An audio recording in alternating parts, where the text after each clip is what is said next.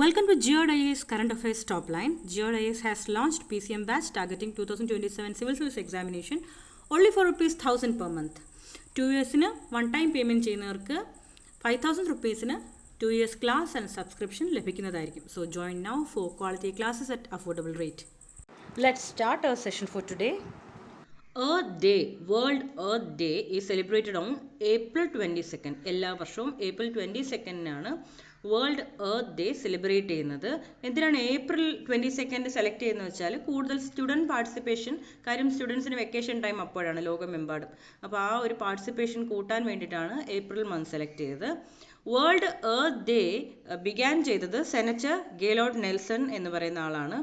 After the 1969 Santa Barbara oil spill, അവിടെ ഒരു oil spill ഉണ്ടായി, വലിയ രീതിയിൽ എൻവയൺമെൻറ്റ് പ്രോബ്ലംസ് ഉണ്ടായി, എൻവയൺമെൻറ്റ് ഡിസ്ട്രക്ഷൻ ഉണ്ടായി.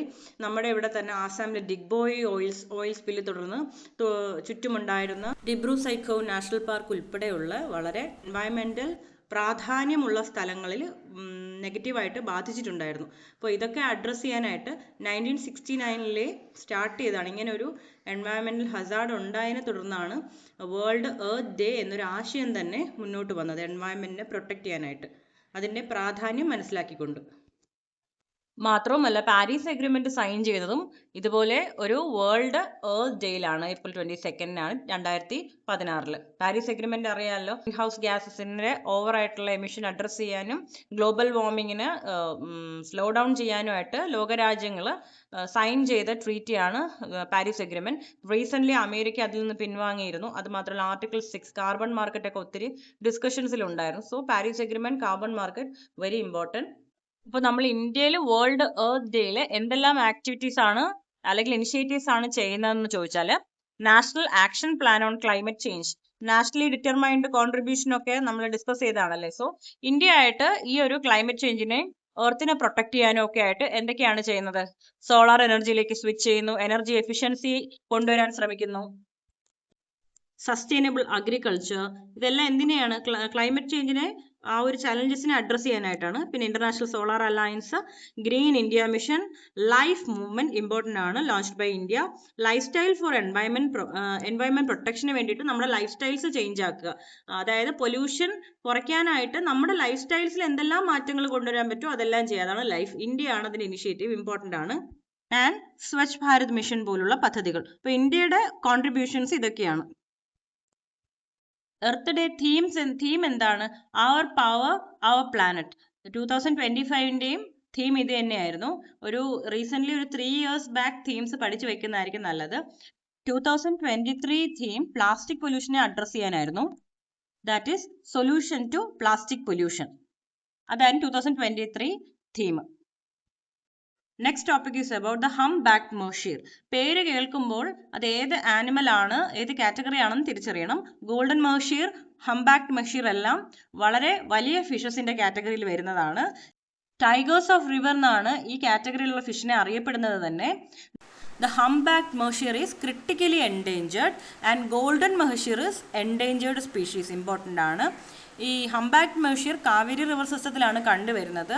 തമിഴ്നാട് ഈ ഒരു ക്രിട്ടിക്കലി എൻഡേഞ്ചേർഡ് ആയിട്ടുള്ള ഇത്രയും വലിയ ഫിഷിൻ്റെ കൺസർവേഷന് വേണ്ടിയിട്ടുള്ള സ്റ്റെപ്സ് സ്റ്റാർട്ട് ചെയ്ത് കഴിഞ്ഞു. Both face severe population declines. അപ്പോൾ ഹംബാക്ഡ് ആയാലും ശരി, ഗോൾഡൻ മെർഷിയർ ആയാലും ശരി, ഹാബിറ്റാറ്റ് ലോസും ഫിഷിങ്ങും അതുപോലെ എന്താ പറയുക, അവരുടെ എണ്ണം കുറയ്ക്കാനുള്ള ആക്ടിവിറ്റീസാണ് ചുറ്റും നടക്കുന്നത്. അതുകൊണ്ട് തന്നെ എണ്ണം വളരെയധികം കുറഞ്ഞു വരുന്നുണ്ട്. ഇതാണ് ഹംബാക്ഡ് മെർഷിയർ. അറൗണ്ട് 50 to 60 kg ആണ് വെയിറ്റ് വരുന്നത്. One of the most weighted fish categories in Indian reverse. വളരെ വെയിറ്റ് കൂടിയ ഫിഷസിൽ, വളരെ ചുരുക്കം ഫിഷസിൽ ഒന്നാണ് ഹംബാക്ഡ് മെർഷിയർ എന്ന് പറയുന്നത്. ഗോൾഡൻ മെർഷിയർ കാണപ്പെടുന്നത് ഹിമാലയൻ റിവർ സിസ്റ്റം, അതുപോലെ നർമ്മദ റിവറിലൊക്കെയാണ്. ഹാബിറ്റാറ്റ് ഫാസ്റ്റ് ഫ്ലോയിങ് ക്ലീൻ റിവേഴ്സിലാണ് കൂടുതൽ കാണപ്പെടുന്നത്. ആസ് ഐ സെഡ്, എൻഡേഞ്ചേർഡ് കാറ്റഗറിയിലാണ് വരുന്നത്. അറൗണ്ട് 50 kg വരെ വെയിറ്റ് വെക്കാറുണ്ട്. Known for migrating long distances. അപ്പോൾ ഈ രണ്ട് സ്പീഷീസിലും ഏറ്റവും കൂടുതൽ മൈഗ്രേഷൻ കാണിക്കുന്നത് ഗോൾഡൻ മെർഷിയർ ആണ്. As you can see, it's very big and it's very much heavier than any other fish that we can see around. പ്രധാനമായിട്ടും ഈ സ്പീഷീസിൻ്റെ പേര് കേട്ടാൽ, എസ്പെഷ്യലി ഇന്ത്യൻ സ്പീഷീസിൻ്റെ പേര് കേട്ടാൽ അത് ബേർഡ് ആണോ, ഫിഷ് ആണോ, അല്ലെങ്കിൽ വേറെ ഏതെങ്കിലും കാറ്റഗറി ആണോ, സിവറ്റ് ആണോ, എന്താണെന്ന് തിരിച്ചറിയാൻ കഴിയണം. ഫസ്റ്റ് ഓഫ് ഓൾ നമുക്കത് ഏത് സ്പീഷീസ് ആണെന്ന് ഐഡൻറ്റിഫൈ ചെയ്യണം. അറ്റ്ലീസ്റ്റ് കാറ്റഗറി എന്താണെന്നെങ്കിലും ഐഡൻറ്റിഫൈ ചെയ്യണം. Our next topic is about gharial and sloth bear.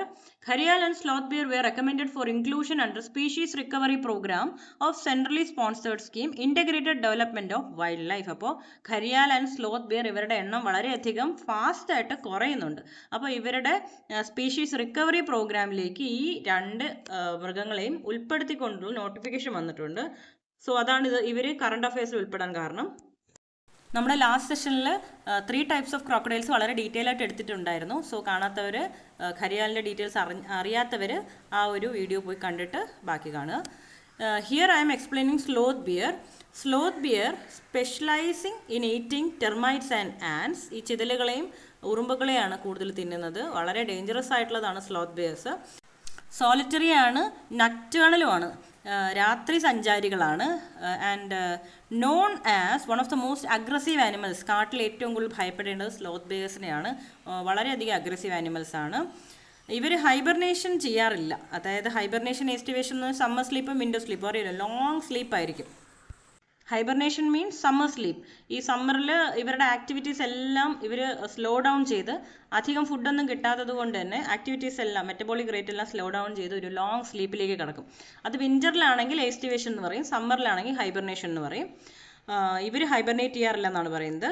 And habitat loss, degradation ഇതെല്ലാം കാരണം നമ്പേഴ്സ് വളരെയധികം കുറയുന്നുണ്ട്. IUCN സ്റ്റാറ്റസ് വൾണറബിൾ ആണ്. സൈറ്റ്സ് അപ്പൻഡിക്സ് 1 ആഡ് ചെയ്തിരിക്കുന്നത്. വൈൽഡ് ലൈഫ് പ്രൊട്ടക്ഷൻ ആക്ട് പ്രകാരം ഷെഡ്യൂൾ 1 ആഡ് ചെയ്തിരിക്കുന്നത്. പ്രോജക്ട് സ്ലോത്ത് ബിയർ 2025 ലോഞ്ച് ചെയ്തിട്ടുണ്ട്. ദറോജി sloth bear sanctuary കർണാടകയിലാണ് launch ചെയ്തത്. ഏഷ്യയിലെ തന്നെ ഫസ്റ്റ് ഡെഡിക്കേറ്റഡ് സ്ലോത്ത് ബെയർ സാങ്ച്വറിയാണ്. അത് ഇന്ത്യയിലായതുകൊണ്ട് തന്നെ നമുക്ക് ക്വസ്റ്റ്യൻസ് വരാൻ സാധ്യത കൂടുതലാണ്. ഏഷ്യയിൽ തന്നെ ഫസ്റ്റ് ഓഫ് ഇറ്റ്സ് കൈൻഡ് ആണ്. സോ ഇന്നത്തേക്ക് ഇത്രയേ ഉള്ളൂ. Let's wind up our session today. Thank U.